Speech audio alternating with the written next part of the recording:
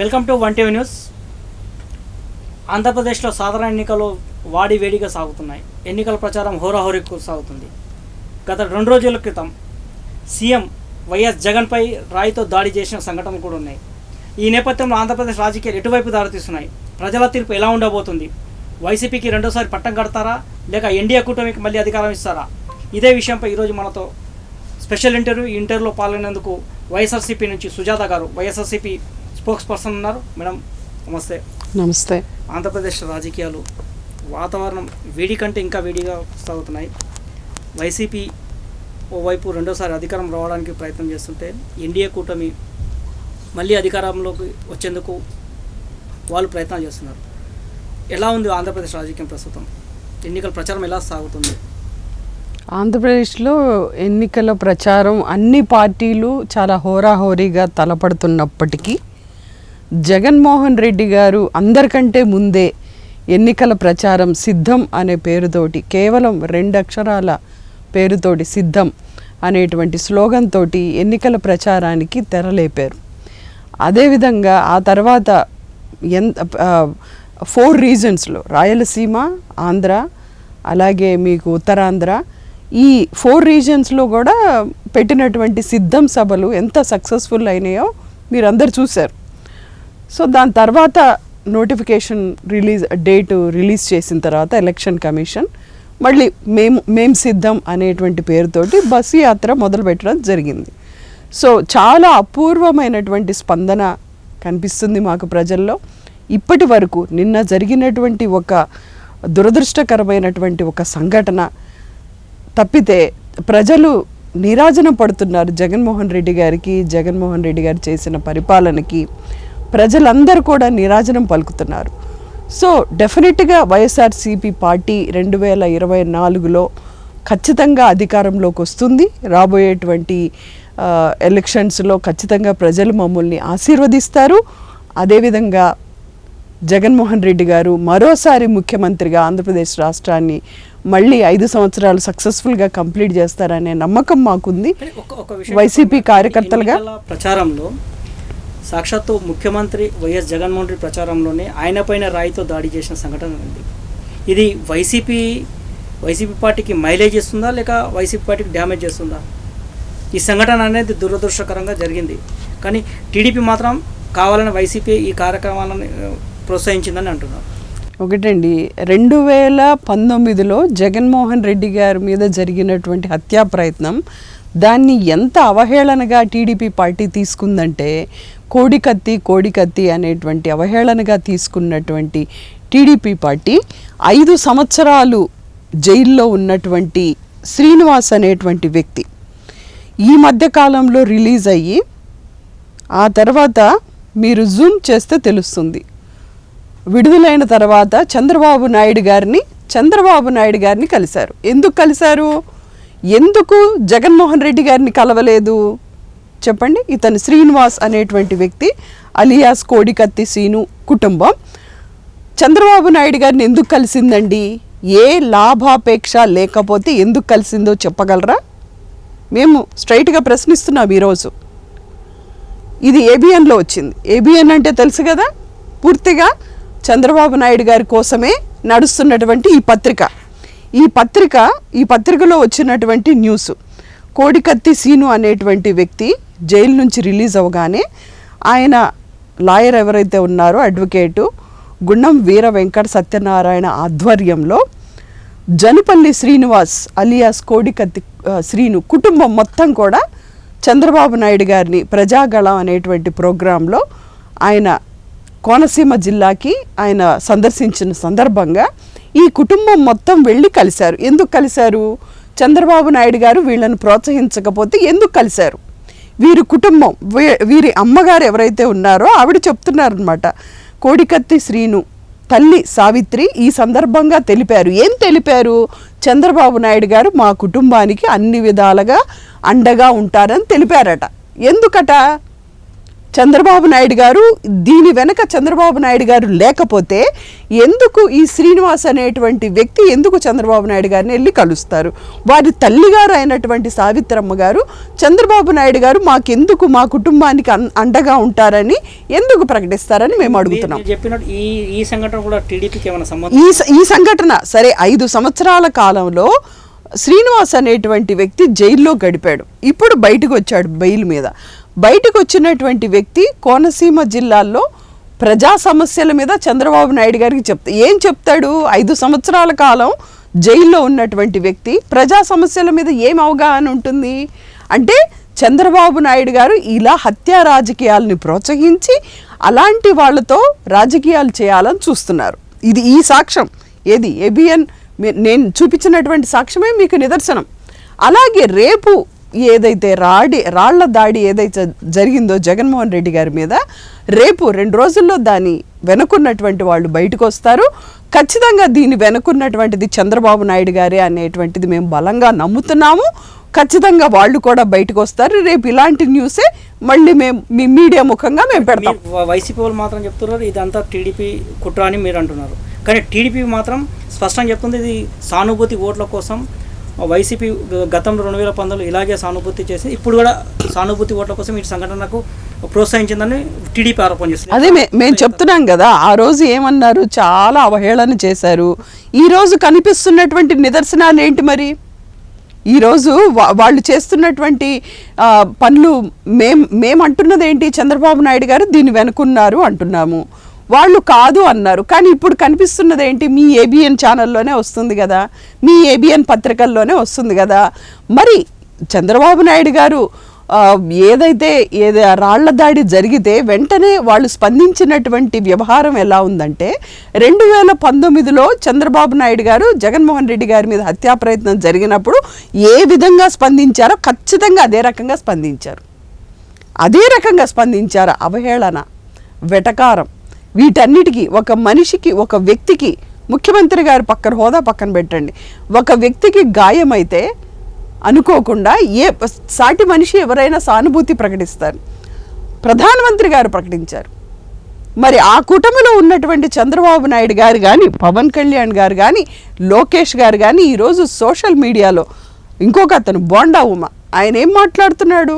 ఒక రాజ్యాంగ వ్యతిరేక శక్తిలాగా అయినాడు ఆయన ట్విట్టర్లో పైన కమ్మవారు, పైన అమ్మవారు, కింద కమ్మవారా? మేం చెప్తున్నాం పైన అమ్మవారు, కింద అంబేద్కర్ గారు.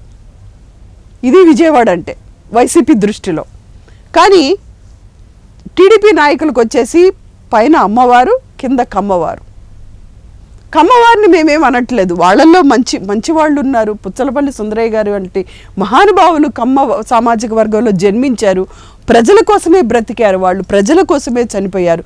చంద్రరాజేశ్వరరావు గారు, ఎంతమంది మానీయులు ఉన్నారు. మేము ఆ కులాన్ని మేము అనట్లేదు. కానీ వీళ్ళు టీడీపీ నాయకులు ఆ కులాన్ని ఏ రకంగా చేశారంటే పైన అమ్మవారు, కింద మిగిలిన సామాజిక వర్గాలకి విజయవాడ లేదా? మేము అంటున్నాం అందరూ సమానమే, మాకు దళితులు సమానమే, కమ్మవారు సమానమే మాకు. మేము ఈరోజు అంటున్నాం పైన అమ్మవారు, కింద అంబేద్కర్ వారు. అద్భుతమైన రాజ్యాంగాన్ని భారతదేశానికి ఇచ్చినటువంటి అంబేద్కర్ గారు. వైసీపీ స్టాండ్ అది. మేము ఏ కులాన్ని అవమానపరచట్లేదు, కమ్మవారు కూడా మా వాళ్లే. జగన్మోహన్ రెడ్డి గారు ఎప్పుడూ కూడా కులాలకి మతాలకి అతీతంగా పరిపాలన చేశారు. ఈరోజు జగన్మోహన్ రెడ్డి గారు చెప్పేది ఒక్కటే, ప్రతి కుటుంబంలో మంచి జరిగితేనే నాకు ఓటేయండి. 14 సంవత్సరాలు పరిపాలన చేసినటువంటి చంద్రబాబు నాయుడు గారు ఈరోజు ఆ మాట ఎందుకు అనలేకపోతున్నారు? అది మేము అడుగుతున్నాం. సరే ఉమ్మడి రాష్ట్రంలోది తీసేయండి, కనీసం 2014 నుంచి 19 వరకు నేను చేసినటువంటి పరిపాలనని చూసి నాకు ఓటేయండి అనే దమ్ము ధైర్యం చంద్రబాబు నాయుడు గారికి ఎందుకు లేదు? సరే కొత్తగా ఏమన్నా ఏర్పడిందా ఈ కూటమి అంటే కాదు. 2014లో ఇదే కూటమి, బీజేపీ, జనసేన, టీడీపీ. ఈ కూటమి పరిపాలనే ప్రజలు చూశారు కదా. మరి అలాంటి అనుభవాన్ని నేను ఇస్తానని చంద్రబాబు నాయుడు గారు ఎందుకు అనలేకపోతున్నారు ఈరోజు? విజయవాడలో జరిగిన సంఘటనపై టీడీపీ ఇప్పటికే డిమాండ్ చేసింది, సిబిఐతో ఎంక్వైరీ చేస్తే వాస్తవాలు బయటకు వస్తాయని. మరి ప్రభుత్వం సిబిఐ ఎంక్వైరీకి సిద్ధమవుతుందా ఈ సంఘటనపై? ఒకటి, ముందు అక్కడ అసలు ఏం జరిగింది, ఎవరు నిందితుడు అనేటువంటిది బయటికి తీస్తున్నారు. అక్కడ సిట్టు వేయడం జరిగింది రాష్ట్ర ప్రభుత్వం నుంచి. ముందు బయటికి రానివ్వండి. నిజాలు బయటికి వచ్చిన తర్వాత డెఫినెట్గా నిందితుడిని శిక్షించాలని మేము కోరుకుంటున్నాం వైసీపీ పార్టీ. కానీ జగన్మోహన్ రెడ్డి గారి మీద ఈ రకమైనటువంటి అవహేళన ఏదైతే ఉందో ఇది చాలా బాధ కలిగిస్తుంది. ప్రధానమంత్రి గారు, మమతా బెనర్జీ గారు, స్టాలిన్ గారు, అలాగే మన కేటీఆర్ గారు, వీళ్ళందరూ మానవతా దృక్పథంతో స్పందిస్తే వీళ్ళు చేసేటువంటి కార్యక్రమాలు ఏంటండి? ఎంత ఉన్మాదభరితంగా ఈరోజు ప్రతిపక్ష పార్టీలు ఎట్లా మూకుమ్మడి దాడి చేస్తున్నాయి జగన్మోహన్ రెడ్డి గారి మీద. పవన్ కళ్యాణ్ గారు ఎంత హేళనగా మాట్లాడుతున్నారు ఈరోజు. మాట్లాడితే ఆయన సుగాలి ప్రీతి గురించి మాట్లాడతారు. నిన్న మొన్న జరిగినటువంటి గీతాంజలి అనేటువంటి ఒక ఇల్లాలు, ఆ అమ్మాయి చేసింది ఏం లేదు, just expression of he's thoughts. ఒక సంతోషాన్ని ఆమె మన రాజ్యాంగం ఇచ్చిన హక్కు, నువ్వు ఎక్స్ప్రెస్ చేయొచ్చు ఎక్కడైనా. సో తన ఆనందాన్ని తను ఎక్స్ప్రెస్ చేసింది. దానికి సోషల్ మీడియాలో వేటాడి చంపారు కదా అమ్మాయిని. మరి ఆ అమ్మాయి గురించి ఎందుకు మాట్లాడ్డా ఆయన? గీతాంజలి గురించి ఎందుకు మాట్లాడారు చెప్పండి? ఆ సుగాలి ప్రీతి అనేటువంటి అమ్మాయి దురదృష్టకరంగా చనిపోవడం అనేది టీడీపీ గవర్నమెంట్లో ఉన్నప్పుడు జరిగింది. కానీ ఆయనకు పాపం కనీసం పేపర్ కూడా చదువుతున్నట్టు లేడు ఆయన. ప్రతిరోజు పేపర్ చదివితే కొంత విజ్ఞానం వస్తుంది. ఆయన అక్కడే ఆగిపోయాడు, సుగాలి ప్రీతి దగ్గరే ఆగిపోయాడు ఆయన. ఈరోజు ప్రపంచం ఆంధ్రప్రదేశ్లో జరిగేటువంటి ఆడపిల్లల అన్యాయాలన్నిటి మీద మేము ప్రశ్నించమని మేము అడుగుతున్నాం. మీరు ప్రశ్నించండి, టీడీపీని ప్రశ్నించండి. గీతాంజలి అనేటువంటి ఒక ఇల్లాలు, ఇద్దరు చిన్న బిడ్డల తల్లి ఎందుకు చనిపోయింది? అది మీరు ప్రశ్నించేటువంటి బాధ్యత లేదా పవన్ కళ్యాణ్కి? ఈరోజు మేము అది అడుగుతున్నాం. సోషల్ మీడియాలో జస్ట్ ఎక్స్ప్రెస్ చేసినందుకు కానీ ఆ అమ్మాయిని చంపేశారే. ఈరోజు పవన్ కళ్యాణ్కి అడిగేటువంటి బాధ్యత లేదా? ఈరోజు జగన్మోహన్ రెడ్డి గారి మీద అంతులేని కక్షను పెంచుకొని పవన్ కళ్యాణ్ గారు కనీసం ఆయన పార్టీకి ఆయన సంస్థాగతంగా పనిచేసుకోవడం కూడా ఆయన మర్చిపోయారు.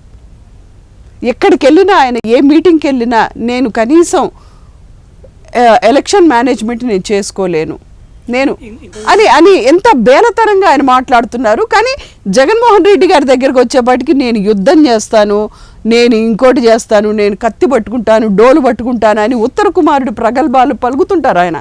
కానీ ఆయన ఆచరణ మాత్రం గడప దాటి బయటికి రాదు. ఒక విషయం చెప్పండి మేడం, సాక్షాత్ ఒక ముఖ్యమంత్రి ప్రచారంలో భద్రతా వైఫల్యం అనేది స్పష్టంగా కనిపిస్తుంది అనేది బాగా విమర్శలు వస్తున్నాయి. ఒక ముఖ్యమంత్రి పైనే అటాక్ చేయడం అనేది చాలా ఇష్యూ. అట్లాంటి సందర్భంలో పోలీసుల వైఫల్యం ఏమైనా ఉందంటారా ఇక్కడ? ఒక వైసీపీ పార్టీగా మీరు చెప్పండి సార్. విమర్శలు అనేది ప్రతిపక్ష పార్టీల విమర్శలు కాకుండా ఒక వైసీపీ పార్టీ నాయకురాలుగా మీ నాయకుని పైన ప్రచారం అంటే లక్షలాది మంది జనంలో పోలీసుల వైఫల్యం ఏమైనా ఉందంటారు ఇక్కడ? ఒకటే అండి, ముఖ్యంగా జగన్మోహన్ రెడ్డి గారి సెక్యూరిటీకి సంబంధించి ఖచ్చితంగా ఎలాంటి లోపాలు లేవు. కానీ ఇక్కడ వాళ్ళు వాడింది ఒక మారణాయుధము లేక ఆయుధం కాదు, జస్ట్ ఒక ఎయిర్ బుల్లెట్, లైక్ చిన్నపిల్లలు ఆడుకునేటువంటి ఒక తుపాకీ లాంటిది అది. లేకపోతే పిట్టల్ని కొట్టేటువంటి ఒకటి ఉంటాయి చూడండి, పిట్టల్ని కొట్టే రాళ్ళు కొట్టేటువంటివి, వాటితోటి వీళ్ళు దాడి చేసినట్లుగా ప్రాథమికమైనటువంటి నిర్ధారణకి పోలీస్ డిపార్ట్మెంట్ రావడం జరిగింది. సో వీటిని కనిపెట్టడానికి ఏవైతే జగన్మోహన్ రెడ్డి గారి వెహికల్ చుట్టూ ఉన్నటువంటి యాంటీనాస్ కానీ ఇవన్నీ కనిపెట్టలేవు అవి. ఎందుకంటే అవి ఫిజికల్గా పనిచేసేవి, అవి ఎలక్ట్రానిక్స్ కాదు అవి. సో దీంతో అక్కడ ఉన్నటువంటి కరెంటు పోవడం ఒక విషయం అయితే, సో జనరల్గా ప్రతి నాయకుడు అక్కడ రోడ్ షో వచ్చేటప్పుడు కరెంటు తీస్తారు. చంద్రబాబు నాయుడు గారు వెళ్ళినప్పుడు కూడా తీస్తారు. ఎందుకంటే కరెంటు తీగల్లో కరెంటు ఉండడం వల్ల ఎవరికైనా ప్రమాదం జరిగేటువంటి ఛాన్సెస్ ఉంటాయి కాబట్టి. సో కరెంటు లేకపోవడం ఒకటి, అదేవిధంగా చాలా దూరం నుంచి వచ్చింది, చాలా దూరం నుంచి రావడం మూలంగా సో ఈరోజు ఆ స్కూల్ కూడా క్లోజ్ చేసి ఉండింది. సో దాన్ని కాస్త ఇన్వెస్టిగేషన్ చేయడానికి కొంత సమయం తీసుకుంటున్నారు ఈరోజు పోలీస్ డిపార్ట్మెంట్. కానీ ఖచ్చితంగా వాళ్ళు బయట పెడతారు, ఖచ్చితంగా నిందితుడిని మేము పట్టుకుంటాము, దానికి సంబంధించినటువంటి లీగల్ ప్రొసీజర్స్ ఖచ్చితంగా ముందుకెళ్తాయనేటువంటిది మాకు నమ్మకం ఉంది. ఈ సంఘటన ప్రీ ప్లాన్గా జరిగిందని అనుకోవచ్చా, లేక పక్కా ప్రణాళికతో జరిగింది? డెఫినెట్గా కాదండి, డెఫినెట్గా కాదు. ఎందుకు ప్రీ ప్లాన్డ్గా అంటారండి మీరు? ఎలా అంటారు చెప్పండి ప్రీ ప్లాన్డ్గా? ప్రతిపక్షాలు మొదటి నుంచి ఒకటి జగన్మోహన్ రెడ్డి గారు వై నాట్ 175 అని ఈ రోజు కాదు సంవత్సరం క్రితమే చెప్పారు. వై నాట్ 175 నినాదంతో మేము ముందుకెళ్తున్నాం. మీరు కూడా అనండి, వై నాట్ ప్రీవియస్ అలయన్స్, ఏది 2014 నుంచి 2019 వరకు ఉన్నటువంటి అలయన్స్ అదే పరిపాలన అని మీరు అనండి, మీకు ఓట్లేస్తారేమో చూద్దాం. జగన్మోహన్ రెడ్డి గారు వైనాట్ 175 ఇప్పుడు కాదు తీసుకుంది, సంవత్సరం క్రితమే ముందుకెళ్ళారు ఆయన. సంవత్సరం క్రితమే వైనాట్ 175 అని స్లోగన్ తీసుకొని ప్రతి ఎమ్మెల్యేని ప్రతి ఎంపీని గడప గడపకి పంపించారు. ఆయన ఈరోజు బస్సు యాత్రలో తిరగడం కాదు, ప్రతి ఎమ్మెల్యేని ప్రతి ఎంపీని ప్రతి గడప తొక్కేటట్లు చేశారు ఆయన. ప్రజలు ఎంతవరకు సంతృప్తిగా ఉన్నారు, సంతృప్తిగా ఉంటేనే ఓట్లు వేయండి అని అడుగుతున్నాం. ఈరోజు ఇంత ట్రాన్స్పరెంట్గా ఓటు వేయండి నాకు అనేటువంటి నాయకుడి భారతదేశ చరిత్రలోనే లేడు, ఈ భారతదేశ చరిత్రలోనే లేడు. మీకు న్యాయం జరగకపోతే, లేకపోతే మీకు మీ ఇంటికి ఏది జరగకపోతే నాకు ఓటేయద్దు, మీకు జరిగితేనే ఓటేయండి, అంత సుస్పష్టంగా చెప్తున్నారు జగన్మోహన్ రెడ్డి గారు. భారతదేశంలో ఏ నాయకుడు ఈ రకంగా చెప్పలేదు ఇంతవరకు స్వతంత్రం వచ్చిన తర్వాత. వైఎస్ రాజశేఖర రెడ్డి గారు 2009లో చెప్పారు, ప్రతి ఇంటికి లాభం జరిగింది, ప్రతి ఇంటికి నేను చేశాను, మీరు చేస్తేనే నాకు ఓటేయండి అన్నారు. 2004 నుంచి 2009 వరకు రాజశేఖర రెడ్డి గారు చేసినటువంటి పరిపాలన ఎంత అద్భుతంగా ఉందో దాన్ని చూసి ఓట్లేయండి రాజశేఖర రెడ్డి గారే అడిగారు. 5 సంవత్సరాలు ఒక నాయకుడికి మ్యాండేట్ ఇస్తారండి, 5 సంవత్సరాలు పరిపాలించమని. 5 సంవత్సరాల్లో మీరు ఎంత క్రెడిబిలిటీ తోటి ఉన్నారు, ఏ రకంగా మీరు చెప్పినటువంటి మాట మీద నిలబడుతున్నారు అనేది ప్రజలు చూస్తారు ఖచ్చితంగా. జగన్మోహన్ రెడ్డి గారు డే 1 నుంచి ముఖ్యమంత్రిగా ప్రమాణ స్వీకారం చేసిన రోజు నుంచి దాదాపు సంవత్సర కాలంలో నవరత్నాలన్నీ ఇంప్లిమెంట్ చేశారు. మీరు తీసుకోండి, నవరత్నాలు మొత్తం సంవత్సరంలోపే ఇంప్లిమెంట్ చేశారు. ఈ రకంగా జగన్మోహన్ రెడ్డి గారు కృత నిశ్చయంతో ఈరోజు ముందుకెళ్తుంటే మరి చంద్రబాబు నాయుడు గారు ఏం చేశారు? ఆయన చెప్పినటువంటివి మేజర్ చెప్తాను నేను. ఆయన 600 హామీలు ఇచ్చారు, అవన్నీ చెప్పడం కుదరదు కాబట్టి మెయిన్గా ఒక 5 తీసుకుందాం. రైతు రుణమాఫీ చేశారా? చేయలేదు. డ్వాక్రా రుణమాఫీ చేశారా? చేయలేదు. నిరుద్యోగ భృతి ఇచ్చారా? ఇవ్వలేదు. చేయలేనందుకు మీ పార్టీకి అధికారం ఇచ్చారు, కరెక్టే కదా, మేము చేసి చూపించాం, ఇవ్వలేదు కాబట్టి కరెక్టే. ఇప్పుడు మళ్ళీ మీకెందుకు ఓటేయాలి? ఇప్పుడు ప్రతిపక్షానికి ఎందుకు ఓటేయాలి? మేము అడిగేది అది. ప్రజలకు ఇచ్చిన హామీ పూర్తిస్థాయి అమలు చేయలేదని టీడీపీ ప్రశ్నిస్తుంది. ఏది అమలు చేయలేదో చెప్తారా? ప్రజలకు ఇచ్చిన హామీలు అదే ఏంటి? పూర్తిస్థాయిలో చేయలేదు, అదే ఏంటి చెప్పండి, చెప్పండి. కేవలం వైసీపీ నాయకుల కోసం. అదే మీరు పాయింట్స్ చెప్పాలి ఇక్కడ. టీడీపీ ఆరోపణ ఏంటంటే నవరత్నాలు మొత్తం వైసీపీ పార్టీకి సంబంధించిన కార్యక్రమం. ఒకటి మీరు పాయింట్స్ చెప్పాలి. నవరత్నాలు అమలు చేయలేదు అని అంటున్నారా మీరు? కేవలం వైసీపీ పార్టీ వాళ్ళకి చాలా లబ్ధి చేకూరారు. మీరేమంటున్నారు? మీరు వైసీపీ పార్టీ వాళ్ళకే ఇచ్చారంటున్నారా? అదేనా మీరు అడిగేది? ఒక అంశం నేను చెప్తున్నాను. దాదాపుగా నవరత్నాలకి సంబంధించినటువంటి పథకాలన్నీ కూడాను white ration card, below poverty line ఉన్న వాళ్ళందరికీ కూడా అందినాయి. వైఎస్ఆర్ ఆసరా, వైఎస్ఆర్ చేయూత, రైతు భరోసా, ఇవన్నీ కూడా ఎవరైతే ఎలిజిబుల్ పీపుల్, నీడీ పీపుల్ ఎవరైతే ఉన్నారో వాళ్ళకి ఖచ్చితంగా అందినాయి. కాబట్టి మేము ఈరోజు అంటున్నాం, మేము మీకు మంచి చేశాం కాబట్టి మాకు ఓట్లేయండి. అంతదాకా ఎందుకండి? మీరు అసలు ఈ సంక్షేమ పథకాలు అందిస్తున్నటువంటి వారెవరు? వాలంటీర్స్. ఆ వాలంటీర్స్ని మీరు తీసేస్తే, మీరు ఎలక్షన్ కమిషన్ దగ్గరికి వెళ్ళి మీరు తీసేస్తే ఈరోజు ప్రజలు ఎంత తిరగబడ్డారు? సరే, మేము చేసిన నవరత్నాలు మేము చేయలేదని మీరు అంటున్నారు, మరి మళ్ళీ మేము చేసిన వాటిని మీరు కొనసాగిస్తామని ఎలా అంటున్నారు ప్రతిపక్ష పార్టీలు? అది మేము అడుగుతున్నాం. మేము చేయలేదని మీరు అంటున్నారు, మరి మేము చేసినవే మీరు కొనసాగిస్తామని ఎలా అంటారు? అంటే మీరు ఇక్కడ అబద్ధం చెప్తున్నారనేది తెలియట్లేదా? వాలంటీర్ వ్యవస్థ మీద ఈరోజు ఏ పార్టీ కూడా చెయ్యి వెయ్యలేకపోతుంది. వాలంటీర్ వ్యవస్థను ఇంట్రడ్యూస్ చేసినప్పుడు వాళ్ళని ఎన్నో రకాలుగా అవమానపరిచారు, హ్యూమిలియేట్ చేశారు. వాళ్ళని హ్యూమన్ ట్రాఫికింగ్కి వాడుకుంటున్నారు అన్నారు, అమ్మాయిలు మిస్ అవుతున్నారు అన్నారు. అదేవిధంగా ఆడవాళ్ళు ఇంట్లో లేనప్పుడు తలుపులు కొడతారన్నారు. ఎన్నో రకాల అవమానపరిచారే. ఈరోజు మళ్ళీ అదే వాలంటీర్స్కి 10,000 ఇస్తామని ఎలా అంటున్నారు? అంటే మీకు ఒక విజన్ లేదు, మీకొక రాబోయేటువంటి 5 సంవత్సరాల కాలంలో ప్రజలకి ఏం మంచి చేయాలి అనేటువంటిది లేదు. జగన్మోహన్ రెడ్డి గారు ఏం చేశారో దాని మీద బురద జల్లే కార్యక్రమం మాత్రమే పొలిటికల్ ఎజెండాగా మీరు ముందుకెళ్తున్నారు. అది మేము చెప్పదలుచుకున్నాం ఈరోజు. ఇందాక మీరు చెప్తూ టీడీపీ సీఎం జగన్ పైన దాడిలో టీడీపీ హస్తం ఉందని మీరు అంటున్నారు. ఈ ఎన్నికల ప్రచారంలో బాబుగా టీడీపీ అధినేత చంద్రబాబు కావచ్చు, జనసేన అధినేత పవన్ కళ్యాణ్ ఎన్నికల ప్రచార సభలో కూడా దాడులు జరుగుతున్నాయి. ఈ దాడుల సంస్కృతి మంచిదా ఈ ఆంధ్రప్రదేశ్ రాష్ట్రానికి?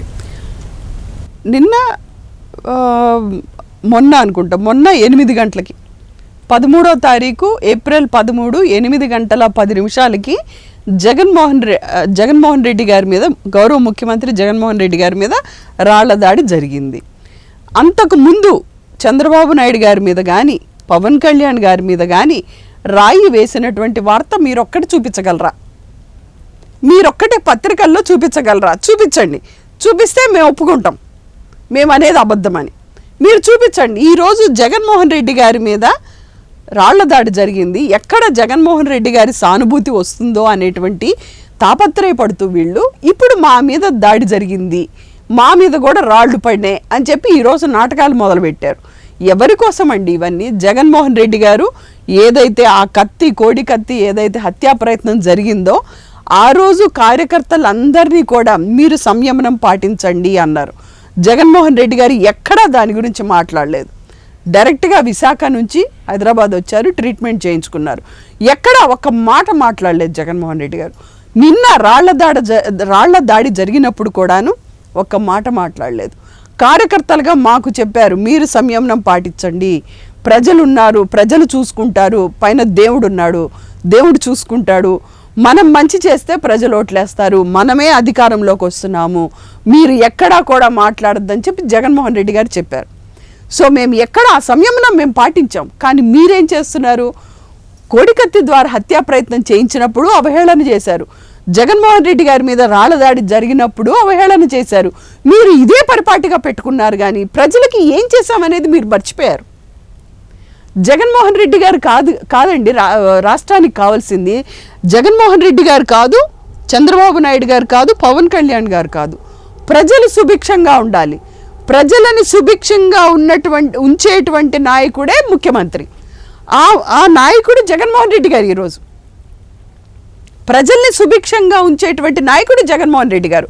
అందుకనే జగన్మోహన్ రెడ్డి గారిని మళ్ళీ ఇంకోసారి ముఖ్యమంత్రి పీఠం మీద ప్రజలు కూర్చోబెడతారు. వీళ్ళెవరు చెప్పడానికి, వీళ్ళెవరు అవహేళన చేయడానికి? జగన్మోహన్ రెడ్డి గారి వయసు చంద్రబాబు నాయుడు గారి అనుభవం అంత లేదని పదే పదే అంటారు. మరి చంద్రబాబు నాయుడు గారు 14 సంవత్సరాల పరిపాలన, జగన్మోహన్ రెడ్డి గారు 5 సంవత్సరాల పరిపాలన, ఎవరిది బాగుంది చెప్పండి? జగన్మోహన్ రెడ్డి గారి 5 సంవత్సరాల పరిపాలన బాగుంది. 40 సంవత్సరాల యువకుడు చేసినట్లు ఈరోజు ఆయన చేయలేకపోతున్నారు చంద్రబాబు నాయుడు గారు. చేయలేకపోయినా అధికారం కావాలి ఆయనకి, అధికారం కోసం వెంపర్లాట, అంతేగాని ప్రజలకి మంచి చేద్దామని లేదు. జగన్మోహన్ రెడ్డి గారు ఇంతకుముందు టీవీ ఇంటర్వ్యూస్లో కూడా చెప్పారు, ప్రజలకు మంచి చేయకపోతే మేము ఓడిపోతాం, పర్లేదు అని చెప్పేశారు. అంత దమ్ము ధైర్యం ఉన్నటువంటి నాయకుడు జగన్మోహన్ రెడ్డి గారు. మేము మంచి చేశాం కాబట్టి నమ్మకం. ఈసారి జరుగుతున్న ఎన్నికల్లో ప్రతిపక్ష పార్టీలపై పోలీసులతో నిఘా కావచ్చు, కానీ ప్రతిపక్ష పార్టీల నాయకుల ఫోన్లు ట్యాపరింగ్ చేస్తున్నారు. లోకేష్ గారి ఫోన్ యాపిల్ అలర్ట్ చేసిందని కూడా వార్తలు వస్తున్నాయి. ఎట్లా అర్థం చేసుకోవాలి ఈ విషయం? ఒకటండి, మేము అది డెఫినెట్గా మీడియా ముఖంగా చెప్పవలసినటువంటి వార్త. ఐఫోన్కి నోటిఫికేషన్స్ వస్తుంటాయి ఎప్పుడూ కూడా, సాఫ్ట్వేర్ అప్డేట్. ఎందుకంటే వాట్సాప్ ఫీచర్స్ కానీ లేకపోతే ఏ ఫీచర్స్ అందులో ఉన్న యాప్స్కి సంబంధించినటువంటి ఫీచర్స్ మారినప్పుడు నోటిఫికేషన్స్ వస్తూ ఉంటాయి. ఇది అందరికీ వస్తుంది. ఐఫోన్ నోటిఫికేషన్స్ని ట్యాప్ చేశారు అని చెప్పుకునేటువంటి గొప్ప విద్యావంతుడి ప్రపంచంలో ఎవరు ఉండరేమో. ఇంకా ఆయన విజ్ఞానం అలా వెలిగిపోతుంది. ప్రపంచ దేశాల్లో చదువుకున్నానని చెప్తున్నటువంటి లోకేష్ గారు ఐఫోన్ నోటిఫికేషన్కి, అదేవిధంగా ఫోన్ ట్యాప్ చేశారు అనేటువంటి దానికి సంబంధం లేకుండా మాట్లాడుతున్నారు ఆయన. ఐఫోన్ నోటిఫికేషన్ అది, ఇట్స్ నాట్ ఫోన్ ట్యాపింగ్. ఆయనకు అది కూడా జ్ఞానం లేనట్టుంది. మరి అది మేము చెప్తున్నాం ఈరోజు. ఈసారి ఆంధ్రప్రదేశ్లో వైఎస్ఆర్సీపీ పార్టీ ఒంటరిగా పోరాటం చేస్తుంది. టీడీపీ, జనసేన, బీజేపీ కలిసి కూటమిగా పోటీ చేస్తుంది. మరోవైపు కాంగ్రెస్ నుంచి వైఎస్ షర్మిల గారు పోటీ చేస్తున్నారు. పోటీ ఎట్లా ఉంటుంది? వైసీపీ అధికారంలోకి వచ్చేందుకు విశ్వ ప్రయత్నం చేయాల్సి వస్తుందా, లేక సోనియా సంఘ్ అధికారంలోకి వచ్చే అవకాశం ఉంది? జగన్మోహన్ రెడ్డి గారు, చంద్రబాబు నాయుడు గారు, ఈ ఇద్దరి లీడర్స్ మధ్య వ్యత్యాసం మీరు తీసుకుంటే, జగన్మోహన్ రెడ్డి గారు ముఖ్యమంత్రి గారు అయిన మరుసటి రోజు నుంచే ఆయన ప్రజలకు ఏం చేయాలి అని తాపత్రయపడినటువంటి నాయకులు ఆయన. కోవిడ్ అనేటువంటి ప్రపంచ ఉత్పన్నం ఏదైతే ఇది ఏర్పడిందో, ఇది పాండమిక్ సిచ్యువేషన్ ఏర్పడిందో, వరల్డ్ పాండమిక్ ఏర్పడిందో, దీన్ని కూడా ఓవర్కమ్ చేసి ఈరోజు ప్రజలకి ఎక్కడా సంక్షేమ పథకాలు ఆపకుండా అందరికీ, ప్రతి మనిషికి, ప్రతి వ్యక్తికి అందించినటువంటి నాయకులు జగన్మోహన్ రెడ్డి గారు. చంద్రబాబు నాయుడు గారి పొలిటికల్ స్ట్రాటజీస్ తీసుకుందాం. వివేకానంద గారి హత్య ఆయన చేస్తున్నటువంటిది, షర్మిల గారు, సునీతమ్మ గారు వెనక ఉండి ఈ వివేకానందరెడ్డి గారి హత్యని ముందుకు తీసుకెళ్ళటం, అదే ఆయన పొలిటికల్ ఎలక్షన్ ఏజెండా. అది మాత్రమే ఆయన ఎలక్షన్ ఏజెండా. ఇంకోటి, డెవలప్మెంట్ లేదు అని చెప్పటం. డెవలప్మెంట్ లేకపోవడం ఏంటండి? అసలు జగన్మోహన్ రెడ్డి గారు 10 పోర్టులు కట్టించారండి. మీరెందుకు కట్టించలేకపోయారు? అది మేము అడుగుతున్నాం. మీరెందుకు కట్టించలేకపోయారు? 10 పోర్టులు కట్టించారు. పెప్పర్ ఎలక్ట్రికల్ ఇండస్ట్రీని తీసుకొచ్చారు. సో ఇవన్నీ మీకు అర్థం కావట్లేదా? మీరు డెవలప్మెంట్ అంటే ఇన్ఫోసిస్ తీసుకొచ్చారు.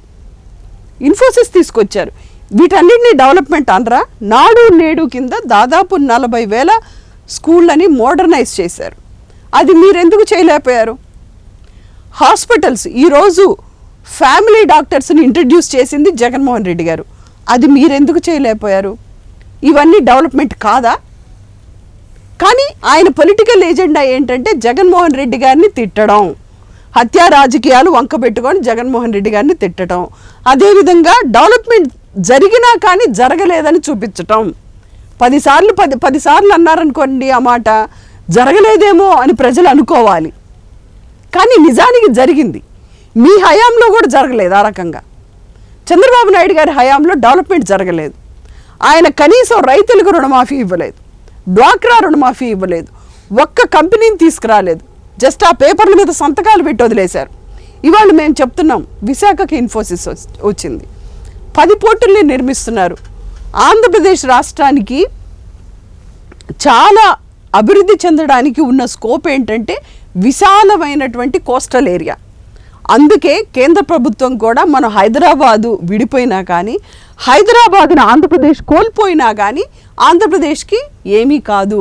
ఫైనాన్షియల్ పిల్లర్ ఏది ఉందంటే ఆంధ్రప్రదేశ్కి ఆ బిగ్ కోస్టల్ ఏరియా. సో మరి ఈ కోస్టల్ ఏరియాలో బ్లూ ఎకానమీ అంటారు దాన్ని. ఈ బ్లూ ఎకానమీని డెవలప్ చేయడానికి పోర్ట్లు నిర్మించుకోవాలి. మరి చంద్రబాబు నాయుడు గారు ఎందుకు నిర్మించలేదు? జగన్మోహన్ రెడ్డి గారు వచ్చిన తర్వాత 10 పోర్టులు నిర్మించారు. అది డెవలప్మెంట్ కాదా? సో ఈ బ్లూ ఎకానమీ విపరీతంగా డెవలప్ అయింది. ఇవాళ జీడిపి గ్రోత్ అనేది డెఫినెట్గా భారతదేశంలో 4వ స్థానంలో ఉంది ఆంధ్రప్రదేశ్. అదే చంద్రబాబు నాయుడు గారు ఉన్నప్పుడు ఎట్లుంది చెప్పండి? ఇది డెవలప్మెంట్ కాదా? ఏంటి డెవలప్మెంట్ అంటే? మీరు అనే డెవలప్మెంట్ ఏంటి? హైదరాబాదు సైబర్ సిటీ తీసుకెళ్ళి ఒక కేక్ పీస్ లాగా ఎక్కడన్నా పెట్టడమా డెవలప్మెంట్ అంటే? అది కాదు కదా, అది పాసిబుల్ కాదు కదా. మీరు హైదరాబాద్ని డెవలప్ చేశాము అని చెప్పుకోవటమే. మీరు 5 సంవత్సరాల్లో అవకాశం ఇచ్చినప్పుడు మీరెందుకు అక్కడ ఒక సైబర్ సిటీని కట్టలేదు? కట్టాలి కదా, అది మేము అడుగుతున్నాం. చెప్తున్నారు వైఎస్ఆర్సీపీ ప్రభుత్వం బాగా డెవలప్మెంట్ చేస్తుందని.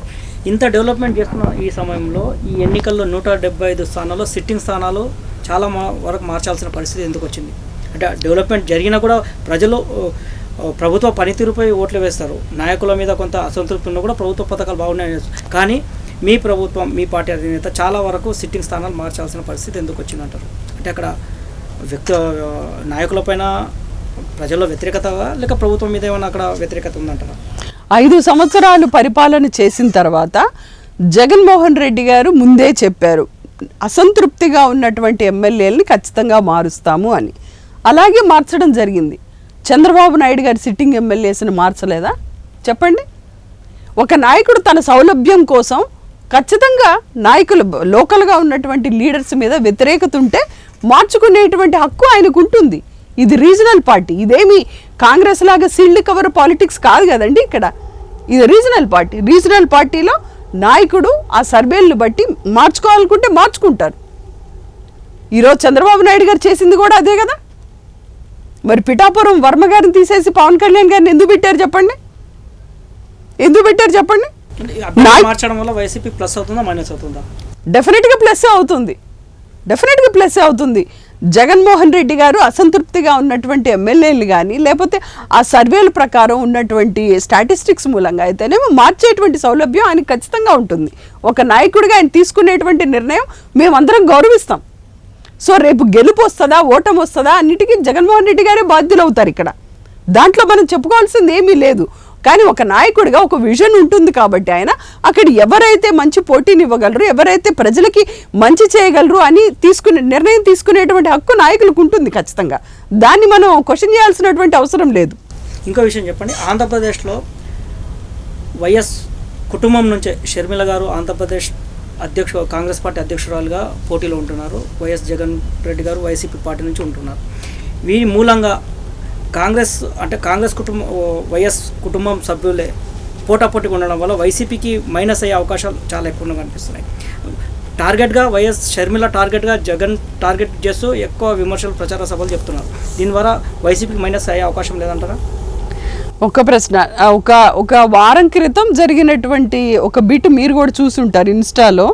ఆవిడ బహిరంగ సభల్లో షర్మిల గారు జగన్మోహన్ రెడ్డి గారి గురించి మాట్లాడుతుంటే ఒక యువకుడు వచ్చి జగన్మోహన్ రెడ్డి గారు 2011లో పార్టీ పెట్టారు, ప్రజల్లోనే ఉన్నారు, ప్రజల కోసమే పనిచేశారు. సో ఎవరైతే పేదరికంతో బాధపడుతున్నారో, ఎవరైతే విద్య చెప్పించలేక బాధపడుతున్నారో వాళ్ళందరికీ నవరత్నాలు ప్రకటించారు. అదేవిధంగా ప్రతి మనిషికి కూడా నవరత్నాలు అందినాయి అని చెప్పేసి ప్రజలే చెప్తున్నారు. ఈరోజు షర్మిల గారికి వైఎస్ రాజశేఖర రెడ్డి గారి బిడ్డగా మేము ఖచ్చితంగా గౌరవిస్తాం ఆవిడ్ని. సో షర్మిల గారికి ఈరోజు ప్రజలే చెప్తున్నారు సమాధానం, మనం చెప్పనవసరం లేదు. ఎందుకంటే జగన్మోహన్ రెడ్డి గారు పూర్తిగా ప్రజల్లోనే ఉన్నారండి. ఇప్పటికి కూడా ఆయన ఎన్ని దాడులు వీళ్ళు చేసినా ప్రజల్లో ఉండడానికే ఇష్టపడతారు జగన్మోహన్ రెడ్డి గారు.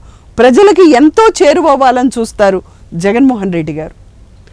అది షర్మిల గారికి కానీ, లేకపోతే షర్మిల గారు ఖచ్చితంగా ప్రజలకి దగ్గర అవుతున్నారు ఆవిడ. కానీ ఆవిడ చేసేటువంటి రాజకీయ అడుగులు ఎలా ఉన్నాయంటే అది ఖచ్చితంగా వెనక చంద్రబాబు నాయుడు గారు ఉండి నడిపిస్తున్నారేమో అన్నట్లుగా ఉంది ఈరోజు. ఎందుకంటే ప్రజలకి ఏం చేస్తామో అనేది చెప్పకుండా ఈరోజు ఒక హత్యా రాజకీయాన్ని ఎలక్టోరల్ ఏజెండాగా తీసుకొని ముందుకెళ్తున్నటువంటి పరిస్థితి. జగన్మోహన్ రెడ్డి గారు చెప్పినట్లుగా ప్రత్యక్షంగా కూటమి బీజేపీ, జనసేన, టీడీపీ, పరోక్షంగా కాంగ్రెస్. సో ఈ రకంగా అందరూ కలిసి జగన్మోహన్ రెడ్డి గారు ఒక్కటే ఎన్నికలకు వెళ్తున్నారు. అదేవిధంగా ఈ కూటమి ప్రత్యక్షంగా కొంతమంది, పరోక్షంగా కొంతమంది ముందుకెళ్తున్నారు. ఎందుకు వీళ్ళందరూ టార్గెట్ జగన్నే ఎందుకు టార్గెట్ చేస్తారు? అది టార్గెట్ కాదండి. జగన్మోహన్ రెడ్డి గారు ఆయనకు ఒక విజన్ ఉంటుంది. నేను నాయకుడిగా నేను ప్రజలకి ముందుండి నడిపించాలి అని వెళుతున్నారు జగన్మోహన్ రెడ్డి గారు. వాళ్ళకేంటి, వాళ్ళకి సొంత ఐడియాలజీ లేదు, సొంతగా ఒక విజన్ లేదు. కాబట్టి ఈరోజు ఆ పార్టీని ఈ పార్టీని అన్ని పార్టీలను కలుపుకొని ముందుకెళ్తున్నారు. సో ఒకసారి చూశారు ప్రజలు 2014 నుంచి 19 వరకు, అది కూడా చూశారు. ఆ రోజు కూడా జగన్మోహన్ రెడ్డి గారు ఒంటరిగానే వెళ్ళారు. ఆ రోజు బీజేపీ టీడీపీలో కలవడం కంటే ముందే జగన్మోహన్ రెడ్డి గారి దగ్గరకు వచ్చారు వాళ్ళు. సో వైసీపీ పార్టీతో అలయన్స్లోకి బీజేపీ పార్టీ ముందుకు వచ్చింది. కానీ జగన్మోహన్ రెడ్డి గారు ఒంటరిగానే వెళ్ళడానికి సిద్ధపడ్డారు ఆ రోజు కూడాను. జగన్మోహన్ రెడ్డి గారు ఈ రోజు కాను ఇంకో 10 సంవత్సరాలు, ఇంకొక 30 సంవత్సరాలు వైసీపీ పార్టీలో ఎప్పటికి కూడా ఒంటరిగానే ముందుకు వెళుతుంది. ఒంటరిగా మేము ఏం చేయగలమో చెప్తాము, అదే చేసి చూపిస్తాం. కానీ వేరే పార్టీలు అలా కాదు. వాళ్ళు సొంతగా వెళ్ళేటువంటి ధైర్యం లేక, ఆ బలం వాళ్ళకి లేక ఈరోజు అన్ని పార్టీలను కలుపుకుంటున్నారు. ఇంకో విషయం చెప్పండి మేడం, రాయలసీమ ప్రాంతంలో ప్రధానంగా ఆంధ్రప్రదేశ్ కాంగ్రెస్ పార్టీ అధ్యక్షుడు వైఎస్ షర్మిల కావచ్చు, అదేవిధంగా వైఎస్ వివేకానంద కూతురు సునీత కావచ్చు, ఇద్దరు కూడా ప్రభుత్వం పైన ఈ వైఎస్ వివేకానంద హత్య విషయంపై పదే జనంలో తీసుకెళ్తారు. దీని ద్వారా ప్రజలు కన్ఫ్యూజన్ అయ్యే అవకాశం ఉందా ప్రధానంగా రాయలసీమ ప్రాంతంలో? ఒకటండి, వివేకానంద రెడ్డి గారు కానీ రాజశేఖర్ రెడ్డి గారు కానీ కొత్త కాదు కడప ప్రజలకి. మనకంటే, మీకంటే, నాకంటే వాళ్ళకి బాగా తెలుసు వివేకానంద రెడ్డి గారు ఎలాంటి వ్యక్తి, రాజశేఖర్ రెడ్డి గారు ఎలాంటి వ్యక్తి, అవినాష్ గారు ఎలాంటి వ్యక్తి అని కడప ప్రజలకి బాగా తెలుసు, మీకు నాకు కంటే కూడా. ఈరోజు కడప జిల్లాలో జరిగినటువంటి ఈ హత్య జరిగిన తర్వాతే కదా 2019లో ఎలక్షన్స్ అయింది. మరి అప్పుడు ఓట్లన్నీ ఎవరికి వచ్చినాయండి? సీట్లన్నీ మెజారిటీ షేరింగ్ వైసీపీకే కదా వచ్చింది. మరి వైఎస్ జగన్మోహన్ రెడ్డి గారు లేకపోతే అవినాష్ రెడ్డి గారు వీళ్ళు ఆ హత్యలో ఉన్నారు అనుకుంటే ఇప్పుడు వైఎస్ షర్మిల గారు కానీ అనుకుంటే ఓట్లు వేయరు కదా. కానీ ఇప్పుడు వాళ్ళు రాజకీయంగా వచ్చారా లేదా అనేది పక్కన పెట్టండి. వాళ్ళు రాజకీయంగా వచ్చారా లేదా, అసలు రారా ఉంటారా లేదా అనేది దట్స్ ఎ డిఫరెంట్ ఇష్యూ. 2019 ఎన్నికలకు ముందు హత్య జరిగింది. చంద్రబాబు నాయుడు గారు ముఖ్యమంత్రిగా ఉన్నప్పుడే జరిగింది. అందులో ఎవరు దాని బాధ్యులు అనేది కడప వాసులకి తెలుసు. మరి అలాంటప్పుడు 2019లో వైసీపీకి మెజారిటీ సీట్స్ ఎలా వస్తాయి చెప్పండి? మెజారిటీ సీట్స్ మాకే వచ్చినాయి కదా. అప్పుడు కడప జిల్లాలో మొత్తం మాకే వచ్చినాయి. ఎన్ని సీట్స్ ఉన్నాయి? అన్ని అసెంబ్లీ సెగ్మెంట్స్, ఎంపీ సెగ్మెంట్స్ అన్నీ మాకే వచ్చినాయి. ప్రజలు నమ్మలేదు ఆ రోజు. ఈరోజు ఇంటి ఆడవాళ్ళని తీసుకొచ్చి, చెల్లెళ్ళని తీసుకొచ్చి ఈరోజు మళ్ళీ 2024లో మళ్ళీ అదే విడిచిన అస్త్రాన్ని మళ్ళీ విడుస్తున్నారు చంద్రబాబు నాయుడు గారు. కానీ ప్రజలు మళ్ళీ అలానే మాకు మెజారిటీ ఇస్తారనే నమ్మకం మాకుంది. ఎందుకంటే అవినాష్ గారు హత్యలో ఇన్వాల్వ్ అయినట్లు ఇంతవరకు రుజువు కాలేదండి. దస్తగిరి అనేటువంటి వ్యక్తి ఆ పొద్దు మేము చంపినామమ్మా అని చెప్పి టీవీలకు ఎక్కి మాట్లాడుతున్నాడు. ఆయన గొడ్డం తీసుకొని ఇక్కడ నరికాను అక్కడ నరికాను అని డైరెక్ట్ చెప్తున్నాడు. చివరికి అతన్ని కూడా హంతకుడు అనేటువంటి హక్కు మీకు నాకు లేదు. న్యాయస్థానాలు తేలుస్తాయి. ఏ వ్యక్తిని కూడా హంతకుడు అనేటువంటి హక్కు మనకు ఉండదు. అలాంటిది అవినాష్ రెడ్డి గారిని ఎలా హంతకుడు అంటారు వీళ్ళు? చెప్పండి, ఎలా హంతకుడు అంటారు? హంతకుడు అయితే బెయిల్ ఎలా వస్తుంది చెప్పండి? మేము అడిగేది అది. అసలు కోర్టులు తేల్చకముందు మీరు హంతకుడని ఎలా అంటారు అవినాష్ గారిని? సరే, చంద్రబాబు నాయుడు గారికి దీనివల్ల నాకు లాభం చేకూరుస్తుంది, లేకపోతే షర్మిల గారు కానీ సునీతమ్మ గారు కానీ వీళ్ళు చంద్రబాబు నాయుడు గారు చెప్పినటువంటి డైరెక్షన్లో నడుస్తున్నారని వైసీపీ పార్టీ ఖచ్చితంగా నమ్ముతుంది. కానీ ప్రజలు మాకు వెనుకున్నారు. కడపలో మొన్న ఎంత మెజారిటీ వచ్చిందో అంతకంటే ఎక్కువ మెజారిటీ రేపు రాబోతుంది. విషయం చెప్పండి, 2019లో వైసీపీ అధికారంకి వచ్చిన తర్వాత నవరత్నాలు ఇంకా అనేక సంక్షేమ పథకాలు వైఎస్ఆర్సీపీ పార్టీ తీసుకొచ్చింది. ఇప్పుడు 2024లో పోటీ పడుతున్న సాధారణ ఎన్నికలు, పార్లమెంట్ ఎన్నికలు జరుగుతున్నాయి. ఆంధ్రప్రదేశ్లో వైసీపీకి 25కు 20 స్థానాలు వస్తాయని వైసీపీ చెప్తుంది. 170 స్థానాలతో మళ్ళీ అధికారంలో వస్తుంది. ఇది నిజంగా సాధ్యమయ్యే పని అంటారా? ఎందుకంటే ఓవైపు 3 పార్టీలు ఒక కూటమి కావడం, మరోవైపు షర్మిల గారు పోటీ రావడం, ఈ సమయంలో ఇప్పుడున్న పరిస్థితులలో వైఎస్ఆర్సీపీ అధికారం రావడం అనేది ఎట్లా సాధ్యమవుతుంది? ఎందుకు సాధ్యం కాదండి? మీరు అంటున్నటువంటిది నేను అదే చెప్పాను. ఇప్పుడు మీరు తీసుకుంటున్నటువంటి మాటలు ఏవైతే ఉన్నాయో, వైఎస్ వివేకానంద రెడ్డి గారి హత్య అనేది రాష్ట్ర సమస్య కాదు. అది రాష్ట్ర సమస్య కాదు, అది ఒక కుటుంబ సమస్య. అది దాంతో ఎవరికీ అవసరం లేదు. అవి కోర్టులు తేల్చుకుంటాయి, లేకపోతే ఆ కుటుంబ వ్యక్తులు తేల్చుకుంటారు. రాష్ట్రానికి సంబంధించినటువంటి సమస్యలు చాలా ఉన్నాయి. వాటి మీద జగన్మోహన్ రెడ్డి గారు ఫోకస్ పెట్టారు. వాటిని పరిష్కరిస్తున్నారు. ప్రతి వ్యక్తికి దగ్గరయ్యారు. ఈరోజు రాష్ట్ర సమస్యలు మా ఎజెండా, మీకు కుటుంబ సమస్యలు, మీకు హత్య రాజకీయాలు. మాకు అవి కాదే. మాకు రాష్ట్ర ప్రజలు కావాలి. రాష్ట్రం సుభిక్షంగా ఉండటం, ప్రతి వ్యక్తి ప్రతి కుటుంబం ఎదగటం జగన్మోహన్ రెడ్డి గారికి కావాలి. ఆర్థికంగా ఎదగటం అది మేము చేస్తున్నాం. కాబట్టి మాకు ఈరోజు నమ్మకం 175 సీట్లు వస్తాయి, అలాగే ఎంపీ సీట్లు అన్నీ వస్తాయనేటువంటి నమ్మకం మాకుంది. ఈరోజు అన్ని సర్వేలు తీసుకోండి, సెంట్రల్ సర్వేస్ తీసుకోండి, అన్నీ కూడా వైసీపీ పార్టీయే అధికారంలోకి వస్తుందని చెప్తున్నారు. ఎందుకంటే మేము రాష్ట్ర సమస్యల మీద జగన్మోహన్ రెడ్డి గారు ఫోకస్ పెడుతున్నారు. ఆ కూటమి ఒక హత్య మీదే ఫోకస్ పెడుతుంది. అది ప్రజలకు అవసరం లేదు. అదే మేము చెప్తున్నాం. ప్రజలకు సంబంధం లేని విషయం. అది కోర్టుల్లో తేలుతుంది. అది కుటుంబం వరకే పరిమితం. అది మేము చెప్తున్నాం ఈరోజు. సో వాళ్ళు చెల్లెళ్ళని తీసుకొచ్చి వాళ్ళు వెనకుండి చంద్రబాబు గారు నడిపిస్తే అది వాళ్ళ ఇష్టం. ఎందుకంటే రాష్ట్ర సమస్యల మీద ఫోకస్ చేయడం జగన్మోహన్ రెడ్డి గారి రాజకీయం. అది దానికి ఖచ్చితంగా ప్రజలు అప్రిషియేట్ చేస్తారు. రేపు రాబోయేటువంటి ఎన్నికల్లో జగన్మోహన్ రెడ్డి గారిని మరోసారి ముఖ్యమంత్రిగా కూర్చోబెడతారు. వైసీపీ ప్రభుత్వం గతంలో ఇచ్చిన పథకాల కంటే ఇంకా చంద్రబాబు భిన్నంగా పథకాలు ప్రవేశపెడుతున్నాం, అధికారంలోకి వస్తే ఇంకా వైసీపీ కంటే భిన్నంగా పాలన అందిస్తాం, ప్రజలకు ఇంకా సంక్షేమ పరంగా ఇంకా ఆదుకుంటామని చెప్తున్నారు. నిజంగా చంద్రబాబును ప్రజలు నమ్మే స్థితిలో ఉన్నారంటారా? మీరు చెప్పండి. అదే చంద్రబాబు నాయుడు గారికి క్రెడిబిలిటీ అనేది లేదండి. అసలు క్రెడిబిలిటీ, ఆయన చెప్పిన మాట మీద ఎప్పుడూ నిలబడరు. ఆయన జగన్మోహన్ రెడ్డి గారైనా లేకపోతే వైఎస్ రాజశేఖర రెడ్డి గారైనా ఇవాళ ప్రజల్లో బలమైనటువంటి వాళ్ళ మార్కుని ఎందుకు చూపించగలిగారంటే ఏం చెప్పారో అది చేశారు. రాజశేఖర రెడ్డి గారిని ఇప్పటికీ ప్రజలు మర్చిపోలేకపోతున్నారు. ఒక ఆరోగ్యశ్రీ చాలండి. రాజశేఖర రెడ్డి గారిని ఇటు తెలంగాణలో కానీ అటు ఆంధ్రాలో కానీ ఆరోగ్యశ్రీని మరెవరు తీసేయలేరు, ఎన్ని పార్టీలన్నా మారని. ఎందుకు రాజశేఖర రెడ్డి గారు ముందు ఎంతోమంది నాయకులు పరిపాలించారు, ఎందుకు వాళ్ళు అలాంటి పథకాన్ని ఎందుకు ప్రవేశపెట్టలేదు? ఒక ఫీజు రియంబర్స్మెంట్ అది ఎందుకు ప్రవేశపెట్టలేదు? అలాంటిది చెప్పుకోవడానికి ఒక్కటి ఉందా చంద్రబాబు నాయుడు గారికి? ఒక్కటి కూడా లేదే. ఈరోజు నవరత్నాలు ప్రవేశపెట్టినప్పుడు చంద్రబాబు నాయుడు గారు అవహేళనగా మాట్లాడారు. అవి నవరత్నాలు కాదు గులకరాళ్ళు అన్నారు. ఈరోజు నవరత్నాల్లో ఉన్నవే మళ్ళీ మీరు ప్రకటిస్తున్నారు. మీకు ఎక్కడ విజన్ ఉంది? మీకు ఎక్కడ ప్రజలకి మంచి చేయాలనే చిత్తశుద్ధి ఉంది? మీకు లేదు. కాబట్టి ఇవాళ మళ్ళీ జగన్మోహన్ రెడ్డి గారు ప్రవేశపెట్టినటువంటి నవరత్నాల్ని మీరు మళ్ళీ చేస్తామని చెప్పుకుంటున్నారు. ఈరోజు మీకు మీ అనుభవం దేనికి పనికి వస్తుంది? మీ అనుభవం స్కిల్ స్కామ్లో అవినీతి చేయడానికి, లేకపోతే అమరావతిలో భూములు తీసుకోవడానికి, దీనికే పనికి వస్తుంది మీ అనుభవం.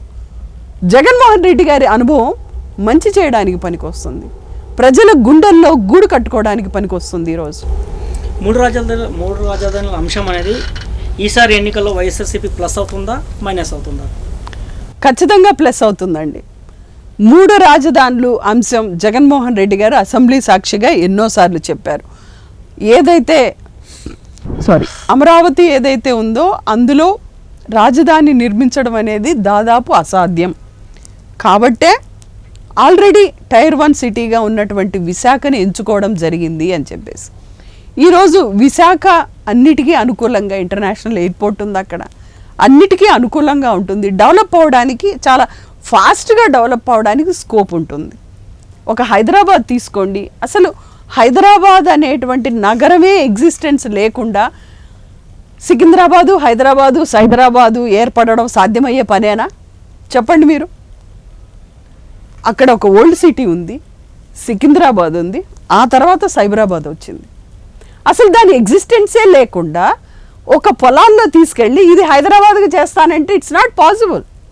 ఒక నగరానికి ఒక చరిత్ర ఉంటుంది, దానికి సంబంధించినటువంటి ఎక్స్టెన్షన్ అనేది ఉంటుంది, అది నగరం అవుతుంది. ఈ ప్రపంచంలో ఎక్కడా కూడా పొలాలలో తీసుకెళ్ళి మహానగరాన్ని నిర్మిస్తాననేటువంటి నాయకుడు ఎక్కడా ఉండడండి. కేవలం ఆయన భూముల్ని దోచుకోవడానికి మాత్రమే రాజధాని అని పెట్టారు. హైదరాబాద్ ఎగ్జిస్టెన్సింగే లేకుండా సికింద్రాబాద్ ఎట్లా వస్తుంది చెప్పండి, సైబరాబాద్ ఎట్లా వస్తుంది చెప్పండి. మరి మీరు చేసింది ఏంటి అక్కడ? అసలు అక్కడ నగరమే లేదు. అటువైపు గుంటూరు, ఇటువైపు హైదరాబాద్ ఉంది, మధ్యలో పంట పొలాలు ఉన్నాయి. ఆ పంట పొలాల్లో నేను సింగపూర్ కడతానని మొదలు పెడితే ఎలా వస్తుంది చెప్పండి? రావడానికి మీకు ఎంతకాలం పడుతుంది? 1 సెంచరీ టైం పడుతుంది, ఒక 100 సంవత్సరాల కాలం పడుతుంది. 100 సంవత్సరాల కాలం వరకు మీరు ఉంటారా, మేముంటామా? అది అసలు పాసిబిలిటీ అయ్యేది కాదు. సో విశాఖ ఆల్రెడీ ఎగ్జిస్టింగ్ ఉంది, ఒక పెద్ద పోర్ట్ ఉంది అక్కడ. అలాగే మీకు వచ్చేసి మీకు ఇంటర్నేషనల్ ఎయిర్పోర్ట్ ఉంది, అలాగే మీకు కొద్దో గొప్ప బెటర్ ఇన్ఫ్రాస్ట్రక్చర్ ఉంది. కాబట్టి దాన్ని నగరంగా ఎగ్జిక్యూటివ్ క్యాపిటల్గా ముందుకు తీసుకెళ్లాలని జగన్మోహన్ రెడ్డి గారు ముందుకెళ్తున్నారు. చివరగా చెప్పండి, 2019లో వైసీపీ ప్రజలు అధికారం ఇచ్చారు, 2024లో ప్రజలు వైసీపీ మళ్ళీ ఎందుకు అధికారం ఇవ్వాలో చివరగా చెప్పండి. నేను ఇప్పుడు చెప్పింది, జగన్మోహన్ రెడ్డి గారి పరిపాలన చాలా అద్భుతంగా ఉంది. జగన్మోహన్ రెడ్డి గారి పరిపాలన బాగుంటేనే ఓట్లేయండి, అది జగన్మోహన్ రెడ్డి గారే చెప్తున్నారు. సో మా పరిపాలన బాగుందని మేము గట్టిగా నమ్ముతున్నాం. సో ప్రజలకి చాలా మంచి చేశాము, పాండమిక్ సిచ్యువేషన్లో కూడా ఎక్కడా ఎవరికీ ఆగలేదు, సంక్షేమం ఇవ్వడమే కాకుండా డెవలప్మెంట్ కూడా చేసి చూపించాము. కాబట్టి ఖచ్చితంగా మాకు ఓట్లేస్తారని మేము నమ్ముతున్నాం. మేము చేసిన పరిపాలన చూపించి మేము అడుగుతున్నాం, మేము చేసిన పరిపాలనే మాకు మ్యాండేట్. సో రాబోయేటువంటి కాలంలో జగన్మోహన్ రెడ్డి గారు ఇంకా మంచి చేస్తారు ప్రజలకి. డెఫినెట్గా ఇప్పుడు చేసిన దాన్ని చూపించే మేము ఓట్లు అడుగుతున్నాం. చివరిగా చెప్పిన ఆంధ్రప్రదేశ్ ప్రజలకు మీరు వైఎస్ఆర్సీపీ పార్టీ నుంచి చెప్పదలుచుకున్నారు. జగన్మోహన్ రెడ్డి గారు ప్రజలకి ఎప్పుడూ కూడా దగ్గరగా ఉంటూ ప్రజలకి మంచి చేద్దాం అనేటువంటి లక్ష్యంతో ముందుకెళ్తున్నారు. ఆయన పార్టీ పెట్టినప్పటి నుంచి కూడా ఎప్పుడూ ప్రజల్లోనే ఉన్నారు. ముఖ్యమంత్రి గారు అయిన తర్వాత కూడా ఆయన ప్రజల్లోనే ఉన్నారు. సో డెఫినెట్గా ప్రజలకి ఇప్పుడు ఈ 5 సంవత్సరాలు చేసిన దానికంటే ఇంకా రెట్టింపుగా, ఎందుకంటే ఈ 5 సంవత్సరాలు 19 నుంచి 24 దాదాపు 2 సంవత్సరాలు పాండమిక్లో వెళ్ళిపోయింది. సో కాబట్టి ఇంతకంటే మంచిగా చేస్తారు రాబోయేటువంటి కాలంలో. డెఫినెట్గా జగన్మోహన్ రెడ్డి గారికి ప్రజల ఆశీస్సులు ఉన్నాయి, మరోసారి ముఖ్యమంత్రి అవుతారు, ఇంతకంటే మంచి పరిపాలన మనం చూస్తాం అనేటువంటి నమ్మకం మాకుంది. థ్యాంక్ యూ మేడం, మాకు అవకాశం ఇచ్చినందుకు. ఆంధ్రప్రదేశ్ రాజకీయాలు ఎటువైపు దారితీస్తాయి, రాళ్ళ రాజకీయాలు ఏ పార్టీకి అనుకూలంగా మారుతుంది, ఏ పార్టీకి వ్యతిరేకిస్తుంది అనేది వేచి చూడాలి. ఇది ఇవాళ స్పెషల్ ఇంటర్వ్యూ. మరో ఇంటర్వ్యూలో మళ్ళీ కలదు. అంతవరకు సెలవు. నమస్కారం.